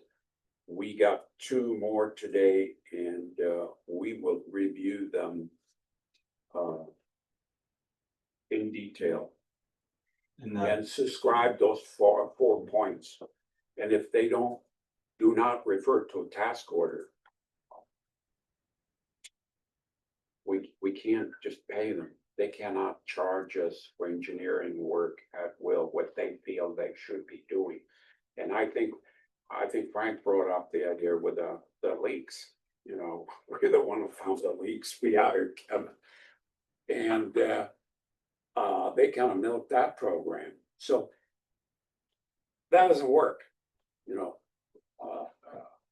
there was no task order on the leaks. There was no task order on the hydrants, as far as I know. You can't bill us for tasks that the board has not approved or we have formally. So those 5 points in my management report, I would like you to accept. And finally, I think it's healthy for us to review another engineering firm. You can take your time doing this, but I suggest that the board have a committee or empower Josh and myself to come up with suggestions and you interview these people. But after 20 years, I don't think I had my gardener for 20 years. you know, they go bad after a while. Same with engineering firm, they take advantage of you, you get in a certain rut. And I love Brad, I love the people we work with, they're great, but, Thank you, General Manager. Director Ewald. But the motion would pay them and get it over with and never pay anything that's over 30 days from now on. Second that. Thank you. Yeah. Discussion, Director Carey. I really think, it should be paid under protest. Okay. It doesn't make any difference, but it's on the check, paid under protest and, it just means that if something is I'll found, notice. yeah, you're on notice. You're not paid any of your income tax under protest? Yeah, I'm get audited. Yeah. I'll come to you. Have you presented the conditions that you want them to present the invoice to you? Have you given that to them in writing yet? The monthly billing, yes, but, this outline that I gave you in my manager report, I like to turn that into a formal letter to them. So they know, whatever they bill for, there's gotta be task order associated. Or purchase order, and it cannot be for anything less than 30 days, if it's 40, 50 days. And, I'm gonna interrupt you, Dave. Who made the motion? Would you amend your motion to include payment under protest and accompanied by a letter with the conditions outlined by the general manager for future invoicing? Did you get all that? Accurate. yeah, Are you okay with that amendment, Director Graves? You seconded the motion. You understand it? So you're clear yeah, if it passes? Okay. Director So Allen. I have another amendment. So in your report, you also asked the board, do we want them to continue to write reports? Because there were months where the cost of writing a report was $1,200. And basically, I think the reports are worthless. Most of them just say nothing's changed, or I called Josh, got information. So it's not worth 200 to me, it's not worth 1,200 to me. I would like to include in the motion that we stop paying for monthly reports. Is there a second to that? Or do you accept that? It's up to the sponsor of the motion. Yeah, put it in there. Director Graves. Go ahead. Okay. Second friendly amendment. Okay, discussion? We just folded it into the amendment, so we only got to vote once. On the whole motion. Yeah. Yeah. Comment from the public, Mr. Mackey. Welcome to the table. Anyways, I was in construction. Please speak up so the mic. I was in construction for many years. Resolve a lot of that issue is if you're gonna hold 10% back, from anybody, contractor or engineering firm. If you're gonna get a new engineering firm, you hold that money back. And then we review, the board reviews, the general manager reviews the essence of what was done. And then you won't have a problem with this. That 10% a lot of times makes them look at what they're writing down on a piece of paper and sending it to. Because they're not gonna get all the money unless it's correct. But that's just my observation from 40 years of business. Thank you for your comment. We'll take it under advisement. Appreciate that. Further discussion, questions from the comments from the committee, from the public? Seeing none. I'll try to restate the motion for the benefit of the secretary. The motion is to pay the invoices that have been on hold under protest, to be accompanied by a letter from the general manager outlining the conditions in accordance with his report to the board for payment of future invoices. And directing them to, not to prepare further monthly reports. Did that cover it all? As long as Bo gets it all in his letter. His letter is gonna be very important. Well, it's in my manager Yes, report, it not is. paying for all their things, there's about 4 items. in Yeah, there. he had it covered. Okay. Something there. Let's try a voice vote. All those in favor of the motion indicate by saying aye. Aye. All those opposed, nay. Motion passed unanimously. Okay, item H on old business RFQ for audit for the fiscal year 2025. It's resolution 04825. Can I have it up? So moved. Second. Motion by to adopt resolution 04825. Director Ewald, seconded by Director Ellis. Is there discussion? Thank you for a good job preparing the RFQ, Bo. Appreciate that. May I make a little suggestion? Josh and I, we talked about this RFQ. And we currently do not have any issues with the audit, the time of the audit. And whenever I requested anything, there is a few little things. It was resolved right away. Now, we are almost in November. And this report is due. December This- 31st. What's that? Due to the state by December 31st. December 31st. So the timing is not gonna be too good, and we might find somebody. But we might risk the quality of the audit and other things. And since we do not have quality issues, dollar issues, I just wonder if we couldn't delay this. Start, pass your resolution here, but for next year. Let's take some time to do this and do it right. We are not, there's so many other things we have that we really need to deal with. And I don't want to take 1 hour or 2 hour out of my day dealing with an audit. You can put together a board committee looking at this would be fine with me. I have no problem with that. Director Perry. Mr. President, I think we need to pass the resolution, but I think this manager should also ask for an extension from the state. And I'm sure it would be granted. Yeah, I don't think that will be a problem. So that could take some pressure off the audit. Great suggestion.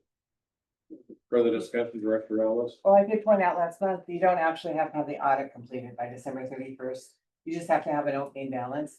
So, I mean, Director Carey's recommendation is probably the most solid one. Because our staff didn't know how to do that, how to give that information, but one of the advantages, one of the reasons I voted for Black Mountain Software originally is because you can dump the software into some of the auditors' software and it sorts through and gives information, as opposed to the auditor we've been using has to hand type all of that. It's just a very small company. He doesn't have the sophistication that the larger government firms do. So I would like to see the RFQ go out and consider and see if we have a government auditor with a bigger firm that could make better use of the Black Mountain software and give us better data.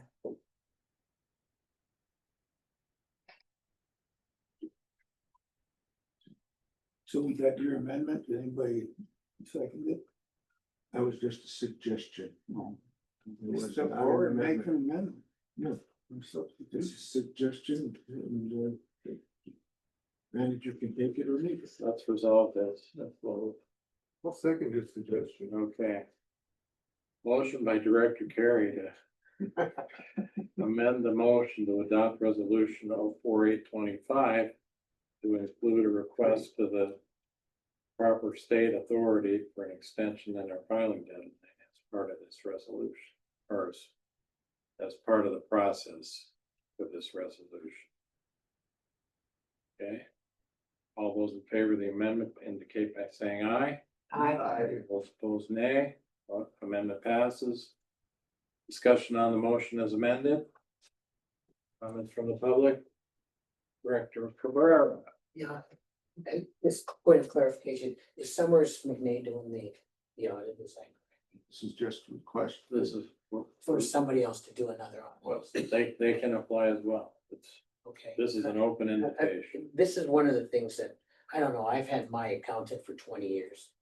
I trust him because of the fact that if I get a new accountant, they've got to go all the way through my books all over again and revamp the whole thing. It's gonna cost us much to do that. So the thing is, if you're asking for another auditor to come when somebody already knows what you have, you're asking for money. And what we did 4 years ago, we did 2 audits at this place, and it cost us $60,000 to do this, but that's second audit. And their audit said, hey, everything is fine. So the problem is you're gonna run into a point where, you know, if you don't trust your tax accountants that have been running your things, that know everything about this, you're asking somebody to come forward to do it all over again. Somebody says they could plug this into Black Mountain, but they don't know all the information that we've had out there. And so when you have somebody that does a great job that you don't worry about, why do you want to fix it?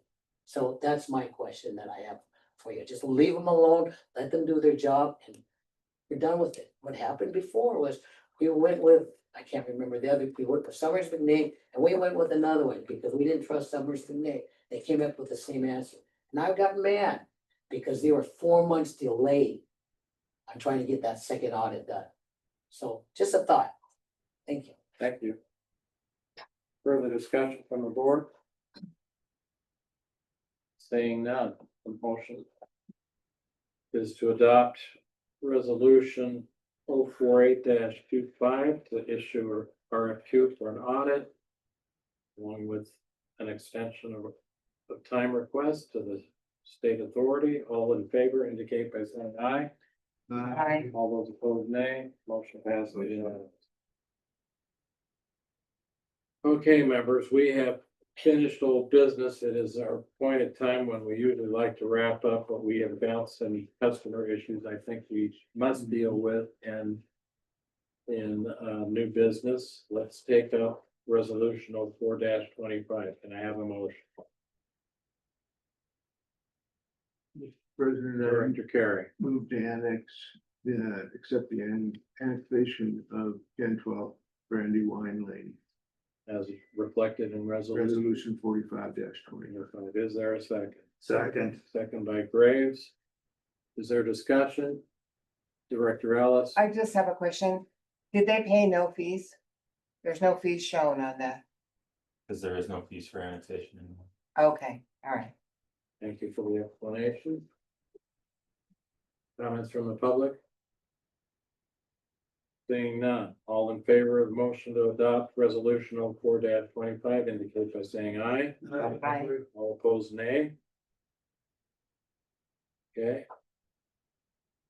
We took care of the customer concern. Do we need to deal with the demand for reimbursement? General Manager? I don't think so. It's a very unfortunate situation.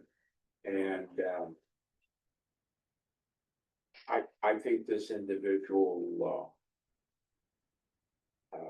unfortunate mother with several Please kids. don't get Yeah, into doesn't- private. And I believe the customer in question did not have like a homeowner insurance to cover the expenses and wanted to pursue us, I think. So, You have a recommendation? Or do you want to John- defer it for investigation, or do you want to act on it tonight? this accident, if you will, or incident took place long before me. Josh is more qualified to talk about the nitty gritty detail about it. But as far as we are concerned, it's, So the original leak, it was the leak on St. Andrews in January of 2024. We got on it, fixed it. That was the one we had to hire out a contractor to repair.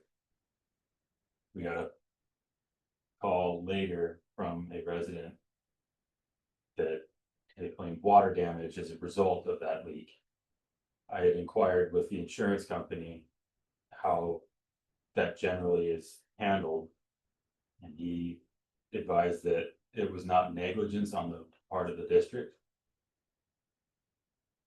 We discovered the leak, we shut it off, we got on it.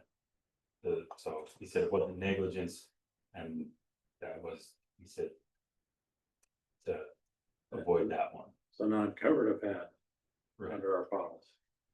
So that's what I informed the individuals at the time.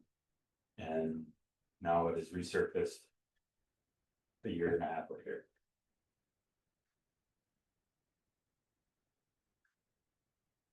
Director Ellis.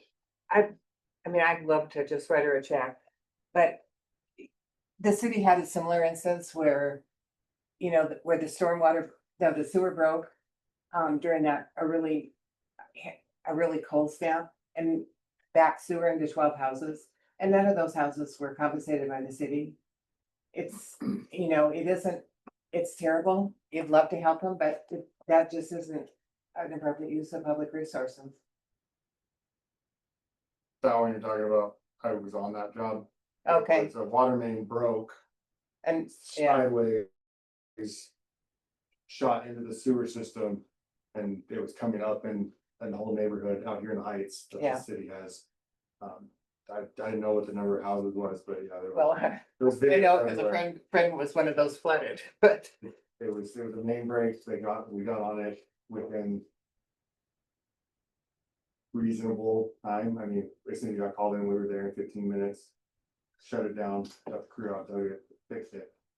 So, yeah, I mean, it was one of those catastrophic events that there's nothing that we could have done as city or in this case.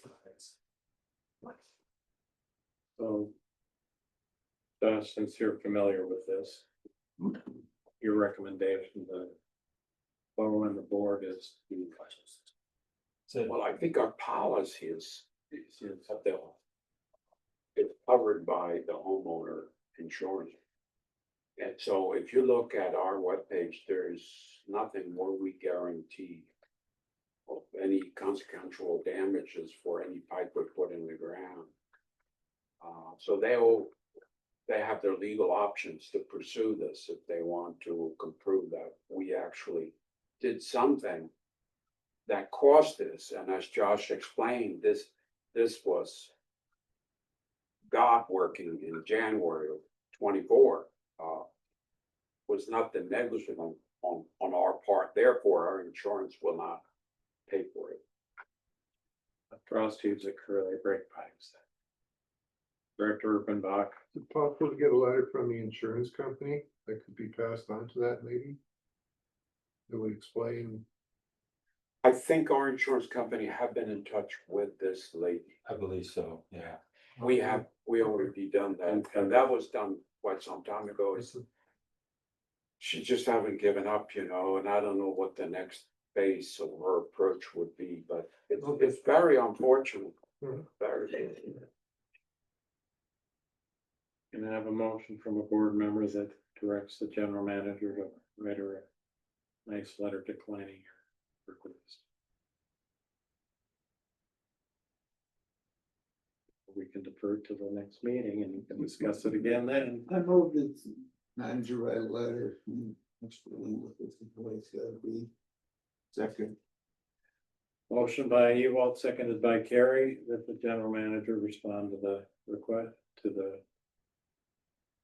for reimbursement with a letter of denial. And explaining the reasons. Is there discussion? No. comment in the public? Seeing none.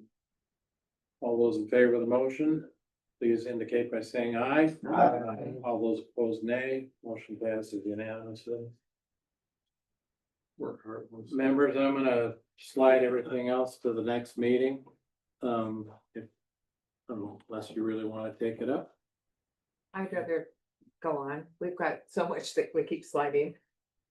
Well, we did clean up a bunch of old business today, and our pending list is much shorter as a result of our staff's diligent work to get that cleaned up, and I wanna thank you for that. Director Ewald. I would like to go to number 5 if we could really fast and see if we can get a motion to have, the manager prepare an RFQ. Maybe that will help our engineering stuff. Ranking that as a motion, Yeah, I make a motion that the manager prepare an RFQ for a new engineering or engineering services. to bring it to the November meeting. November meeting. Is there a with second? Resolution. Motion by Ewald, second by Erkenbach. Is there discussion? On the board, seeing none, members of the public? Seeing none. All those in favor of the motion to request the general manager to prepare an RFQ for presentation at the November meeting, indicate by saying aye. Aye. Those opposed, nay. Motion passes unanimous.